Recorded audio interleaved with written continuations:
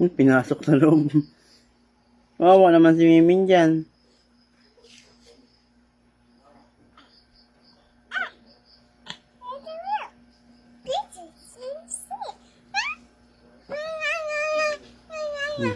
Eat na. Yummy. May nag-chat sa akin na taga si Sisi. Sabi niya, Annalyn Imbang. Sabi niya, hello po ate. Ate Annalyn si Sisi po ito. Akala ko bagong staff ng Puron. Nagpalit kay Blessing.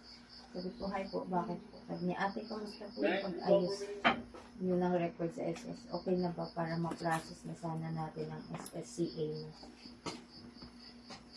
Kailan ka nag-resign? Sabi ko, wala pa te. Need pa kasi sadyain sa kwento. Currently, nasa kuyon po kasi ako. Sabi niya, please po ate, maayos this year. This year? Ko, ha? This year? Sabi ko, yes po, before this year ends po. Di heart niya.